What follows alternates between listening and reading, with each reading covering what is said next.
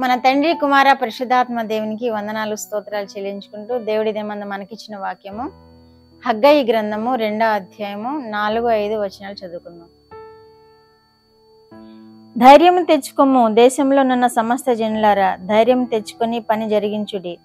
నేను మీకు తోడుగా ఉన్నాను. ఇదే సైన్యములకు అధిపతియగు యెహోవా వాక్కు.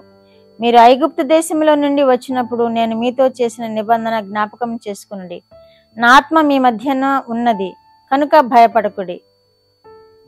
దేవుడి వాక్యం ద్వారా మనల్ని దీవించును గాక.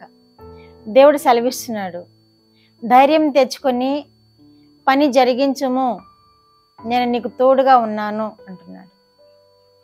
మనము ఈ జీవిత కాలంలో మనం ఏదైనా పని కలిగి ఉండినప్పుడు, ఏదైనా అవసరతతో మనము ఎదురు చూస్తున్నప్పుడు, ఏదైనా పని భారం మన మీద పడినప్పుడు మనం దాని గురించి ఆందోళన చెందే కంటే దేవుని మీద పెట్టినప్పుడు అది మనకి దేవుని ద్వారా నెరవేరబడుతుంది అని వాక్యం ద్వారా మనం తెలుసుకోగలుగుతున్నాం. ధైర్యం తెచ్చుకొని పని జరిగించుము అంటున్నారు దేవుడు. ధైర్యం తెచ్చుకొని పని జరిగించాలి. మన ముందున్న పనిని గురించి మనం భయపడితే ఆ పనిని మనం జరిగించుకోలేము. మన వల్ల కాదు అని మనం దిగులు పడుతూ కూర్చుంటే మన వల్ల ఏమీ కాదు.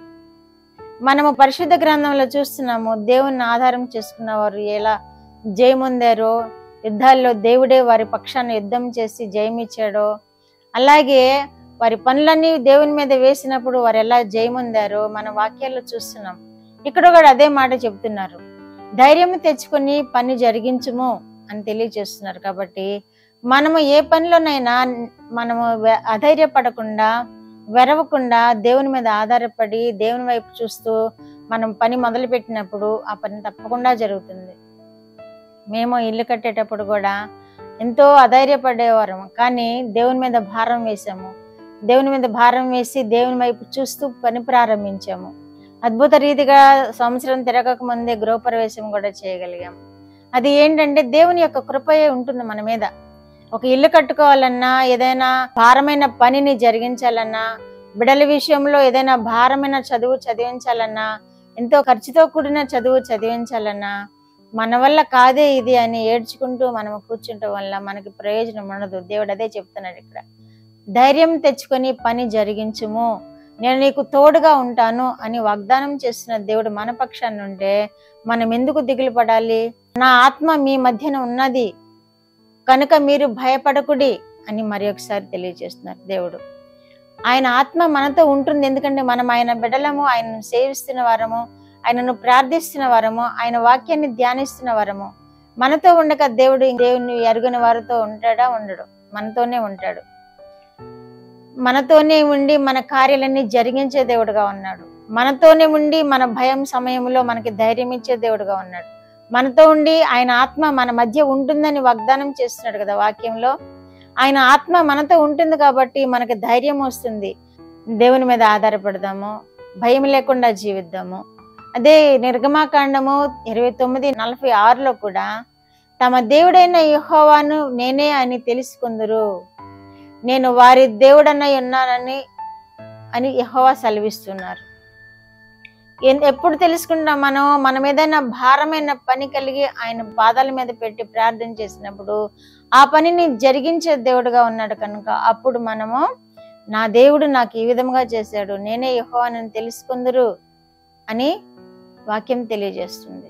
ఆయనే మన పక్షాన ఉన్నాడు, ఆయనే మన పక్షాన జయమిస్తాడు, మన పక్షాన ఆశీర్వాదాలు ఇచ్చిన దేవుడు అని మనం తెలుసుకుని ఆయనకు వందనాలు చెల్లిస్తామని ఈ వాక్యం మరి ఒకసారి మనకి జ్ఞాపకం చేస్తుంది. కనుక మనం ఏ విషయంలోనూ అధైర్యపడవద్దు.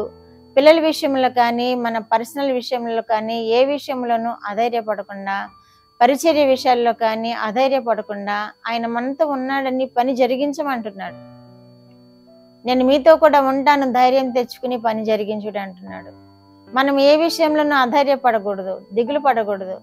అయ్యో ఇది నేను చేయలేకపోతున్నానే అని చింతపడకూడదు. మన వలన ఏమీ కాదు.